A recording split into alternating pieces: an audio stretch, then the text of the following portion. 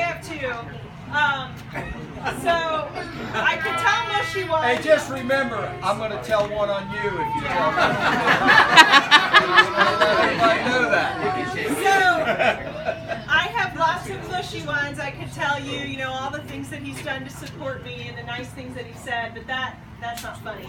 So I have two memories, things that we kind of talk about quite a bit. I was, I think, a freshman in college, and I was home, and it was Christmas, and I had a really, you know, in the 90s, I had this really nice pair of boots that I loved, but the sole was coming off of them. And they weren't that nice of boots, but I really needed a new pair because the sole was bending back. And so I remember sitting in the kitchen and I was telling my parents, hey, can I have some money? I want to go to the mall. Hold on. I want to get a new pair of boots. And Dad says, can't you take this to a cobbler? It was like 1998. I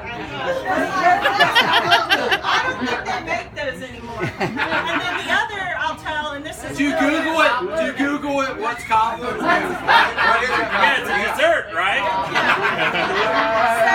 So, the other one I'll tell,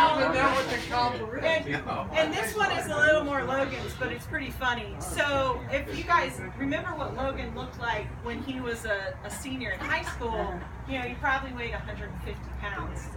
And they were doing something for senior Mr. Ryle, and he needed a pair of tighty-whities, but Logan wore boxers. So he came home, and similar thing, I was living with him at the time because I was in law school, and Logan said something about, I need some tighty-whities. And Dad, who was not 150 pounds, said, well, I've got a brand new pack up there I haven't worn, just go get them out of my drawer. That's a positive body image. We're like, who's gonna tell him? So I'll let Will tell one more because I like his story, and then we'll like and sing. Which one? The one about meeting Dad for the first time. So, being Bob's son-in-law is a special role in life.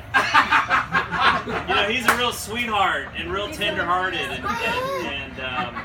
you know, you can go to him for anything. But the first time I met him, I knew I was in for a good time because I'd met Amber in London, and we had gotten together and started dating when we were overseas, and my folks lived in New Jersey at the time, and we flew back home. It was Christmas break, and I drove down to northern Kentucky to come visit my new girlfriend and her family, and it was late at night when I finally got into New Jersey, and she greets me at the door with a big hug and kiss, and come on in and meet my family. And Bob was sitting on that couch on Ridgewood Road watching Fox News, and I was like, hi, Mr. Porter, it's really nice to meet you. And he's sitting there on the couch, and he's like, son, can you get out of the way?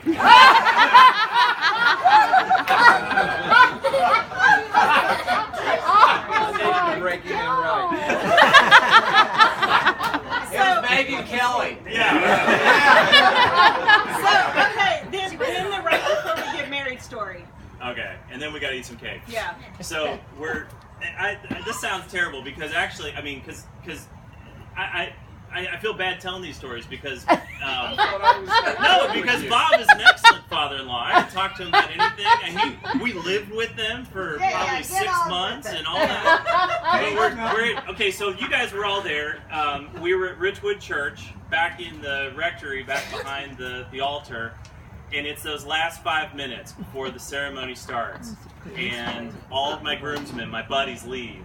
And my dad leaves. And everybody's gone, and it's just down to me and Bob. And I'm scared to death because about what's about to happen. And I got this guy with me for moral support.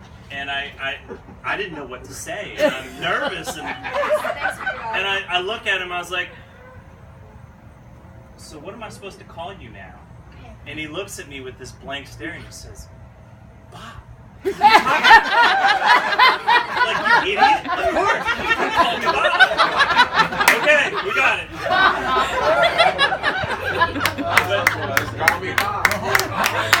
That's good. All right. Okay. Maybe even. Happy birthday to